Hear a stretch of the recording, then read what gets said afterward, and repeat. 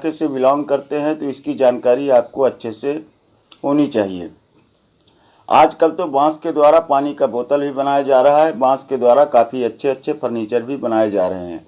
बांस के प्रयोग से हैंडीक्राफ्ट चीज़ें भी बनाई जा रही हैं और इसका प्रयोग ज्वेलरी आदि जैसे सामान में भी किया जाता है।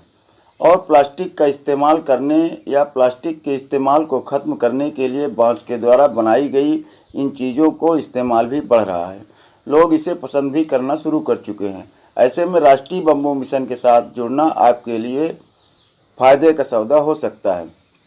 अभी बांस की खेती सबसे अधिक चीन, वियतनाम में की जा रही है, लेकिन भारत सरकार के राष्ट्रीय बम्बू मिशन के आ जाने से भारत में भी बांस की खेती कहीं न कहीं आने वाले समय में काफ़ी ज़्यादा बढ़ेगी। चीन के, वियतनाम के द्वारा बांस के बहुत सारे प्रोडक्ट बनाए जाते हैं और अनेक देशों में बेचे भी जाते हैं।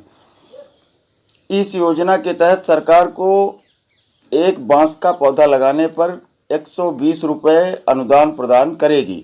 अगर कोई व्यक्ति इसका बिजनेस करना चाहता है तो सरकार के द्वारा सब्सिडी के तौर पर अनुदान दिए जाने की व्यवस्था की गई है। इस योजना का मुख्य उद्देश्य प्लास्टिक इस्तेमाल कम करना या फिर सिंगल यूज प्लास्टिक को पूरी तरह से बंद करना है। खादी ग्राम उद्योग आपके द्वारा बांस की बोतल भी लॉन्च की गई है। यानी आप समझ सकते हैं कि आप एक ऐसा प्राकृतिक स्रोत बन चुका है जिसे हम बहुत सारे पदार्थ बना सकते हैं। जहां पर हम प्लास्टिक का उपयोग करते हैं वहां पर भी बांस से भी काम किया जा सकता है। राष्ट्रीय बम्बू मिशन, अगर आप भारत सरकार के द्वारा चलाई गई राष्ट्रीय बम्बू मिशन के तहत लाभ लेना चाहते हैं या फिर राष्ट्रीय बम्बू मिशन में शामिल होना चाहते हैं तो इसकी भी जानकारी हम आपको देने जा रहे हैं। अगर आप इस मिशन के तहत शामिल होकर अपना एक अच्छा बिजनेस सेटअप स्टार्ट करना चाहते हैं तो यह मिशन आप लोगों के लिए काफ़ी अच्छा हो सकता है, क्योंकि यही एक जरिया है जिसकी बदौलत प्लास्टिक का उपयोग को कम किया जा सकता है। और इसके जिस तरह हम आपको बगीचे में ले आए हैं और बांस के कई प्रकार की प्रजातियां दिखा रहे हैं। सबसे पहले बांस को लगाने के पूर्व में हमको कौन सी प्रजाति अच्छी रहेगी, कौन सी नहीं रहेगी, देसी बांस की ज़रूरत है कि बड़े बम्बूसा बांस की ज़रूरत है, और बांस में कई प्रकार की प्रजातियां आती हैं, तो इसको समझना ज़रूरी है कि हम कौन सा बांस लगाएं जो हमारे लिए उपयोगी रहेगा। जैसा कि अब तक आप लोगों को पता चल गया होगा कि आने वाले समय में बांस की मांग कितनी ज़्यादा होने वाली है। इसमें कमाई का भी अच्छा मौका आप लोगों के सामने है। यदि बात की जाए, 1 हेक्टेयर में लगभग 15 से 25 हज़ार बांस के पौधे लगाए जा सकते हैं। एक से दूसरे पौधे के बीच की दूरी लगभग 2.5 मीटर रखनी होती है। इस हिसाब से देखा जाए तो 1 हेक्टेयर में करीबन 1500 पौधे लगाए जा सकते हैं। यह संख्या बढ़ाई भी जा सकती है अगर पौधों के बीच की दूरी कम कर दी जाए तो।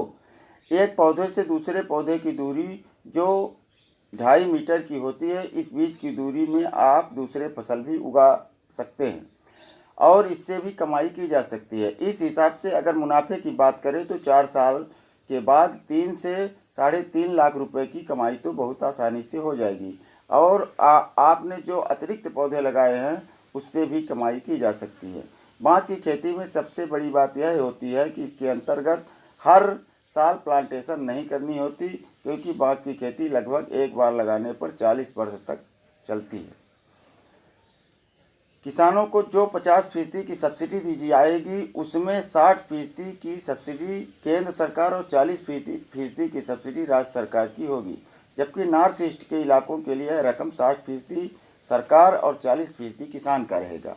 नॉर्थ ईस्ट के किसानों के लिए 60% सब्सिडी दी जाएगी, उसमें 90% का भुगतान केंद्र सरकार के द्वारा और 10% का भुगतान राज्य सरकार के द्वारा किया जाएगा। मध्य प्रदेश में बांस की खेती और व्यापार को बढ़ावा देने के लिए स्टेट बम्बू मिशन का गठन किया गया है।